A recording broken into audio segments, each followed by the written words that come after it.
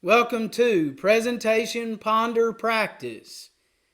Judges and prophets of Israel who trusted God accomplished some amazing things by the power of God. The author of Hebrews asked a rhetorical question in chapter 11 and verse 32.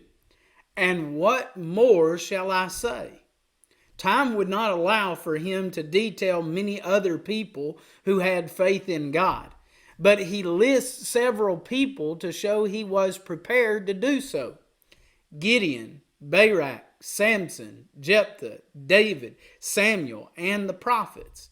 Next, the author mentions in brief what these people of faith and others did because of their faith in God. By faith, they conquered kingdoms, performed acts of righteousness, obtained promises, shut the mouths of lions, quenched the power of fire, escaped the edge of the sword, from weakness were made strong, became mighty in war, and put foreign armies to flight. All of the people in verse 32 did not do everything listed in verses 33 and 34. The important notice concerning each one is that they did what God required of them and they received what God promised. Because they trusted God, His promises to help them were fulfilled. Those who were weak in their ability to fight were made strong, mighty in war, and caused enemies to run away. Writing about some of the hardships of people who had faith in God, the Hebrew writer says, or wrote, women received back their dead by resurrection, and others were tortured, not accepting their release or redemption so that they might obtain a better resurrection. The term received is an active verb with a passive meaning. It makes a great transition between the examples of action in verses 33 and 34, followed by the examples of suffering in verses 35 through 38. The term resurrection does likewise, meaning here it raised back the dead. It's a transition from active, what people achieved, to the passive signs of faith of what people suffered because they trusted God. They refused to accept freedom and they accepted being tortured in order to be raised to a better life. And others experienced or received the trial of mockings and scourgings, yes, also chains and imprisonment. Verse 36. There are 4 mistreatments listed here, moving from short-term hindrances to long-term effects.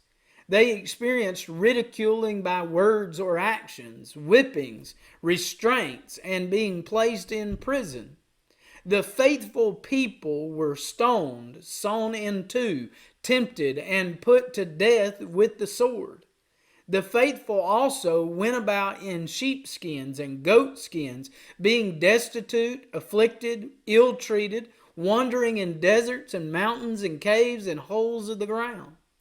People of faith were stoned to death for what they believed because they would not renounce their faith.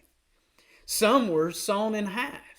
The mention of some being tempted is omitted from some English translations because it's difficult to say whether it was omitted or added to the Greek text in the manuscripts.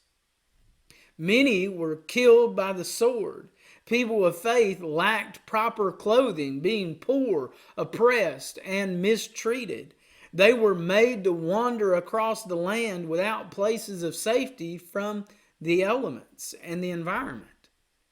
People of faith, led by God, won victories, escaped death, and stood against enemies. They faced hardships, mistreatment, persecution, and death also. God's people are blessed, but they are not immune to the disrespect, hatred, and abuse this world can put out. Judges and prophets had mountaintop experiences with their faith and valley low adventures because of their faith. The one thing that sustained them, keeping them true to God, keeping their hopes alive, was their faith. Consider the convincing evidence for faith in God. May God bless you.